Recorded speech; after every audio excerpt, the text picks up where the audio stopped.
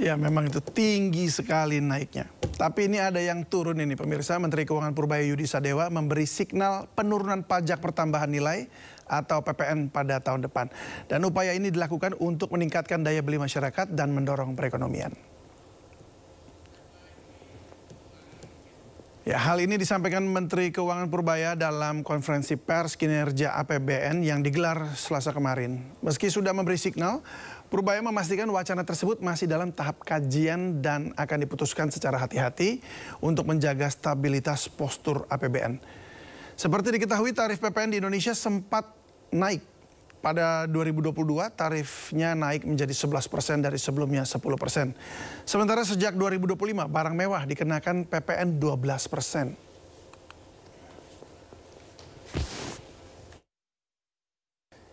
Baik, pemirsa, masih seputar pendidikan ini. Tapi ini kaitannya dengan sosok yang lama tak muncul ke publik, yaitu Pak Ahmad Sahroni yang diam-diam kini menyandang gelar Doktor Ilmu Hukum dengan disertasi tentang pemberantasan korupsi. Nah, Sahroni muncul saat acara wisuda Universitas Borobudur di gedung pertemuan di kawasan Senayan, Jakarta. Kami panggilkan wisudawan-wisudawati program Pasca Sarjana Universitas Borobudur. Mantan pimpinan Komisi 3 DPR ini muncul saat acara wisuda sarjana dan pasca sarjana Universitas Borobudur sebagai salah satu wisudawan. Selain Sahroni, hadir pula sejumlah tokoh politik dalam acara yang sama seperti politikus PDIP Trimedia Panjaitan, politikus PKS Hamid Nur, Bupati Banyuasin Askolani, serta Kepala Lembaga Pertahanan Universitas Pertahanan Maijen TNI Endro Satoto. Dalam video yang beredar, Ahmad Sahroni nampak percaya diri saat didapuk menyandang gelar doktor dengan disertasi berjudul Pemberantasan Korupsi Melalui Prinsip Ultimatum Remedium, suatu strategi pengembalian uang negara.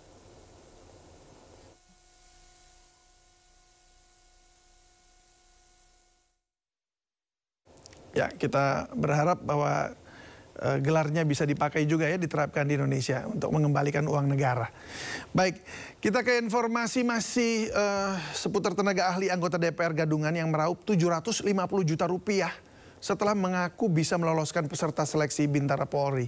Ia akhirnya ditangkap di sebuah tempat indekos di Kemayoran, Jakarta Pusat. Polisi.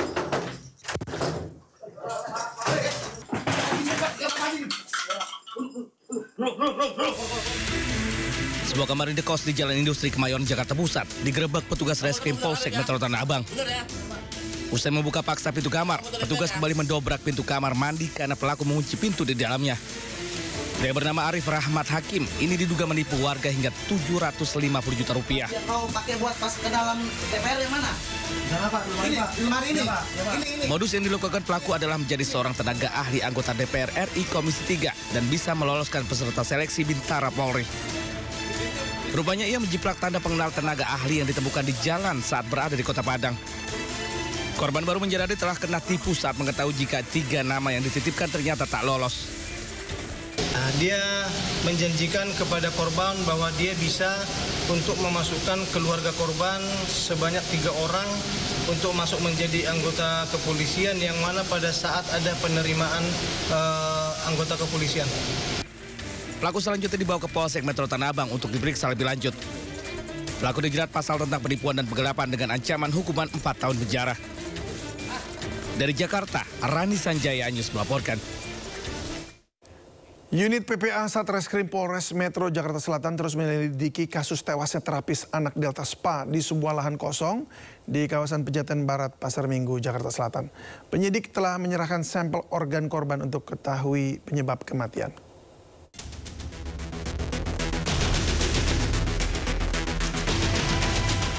Penyelidikan kasus kematian terapis Delta Spa berinisial RTA terus dilakukan penyidik unit PPA Satreskrim Polres Metro Jakarta Selatan. Penyidik telah menyerahkan sampel organ tubuh korban guna memastikan penyebab kematian korban. Selain itu, polisi telah menjadwalkan pemanggilan pemilik Delta Spa untuk mengetahui sistem perekrutan terapis. Penyidik juga menjadwalkan pemanggilan terhadap petugas Dinas Catatan Kependudukan Sipil Indramayu, Jawa Barat guna mencari tahu usia asli korban. Sudah kita lakukan, antara lain yang pertama adalah kita sudah mengirimkan undangan klarifikasi kepada pihak-pihak terkait seperti pemilik, kemudian orang yang melakukan rekrutmen, kemudian kita juga sudah bersurat dengan Dukcapil Indramayu terkait pastinya identitas korban tersebut. Kemudian terakhir, kemarin kami sudah mengirimkan sampel dari toksikologi, organ-organ untuk kita cek toksikologi dari korban.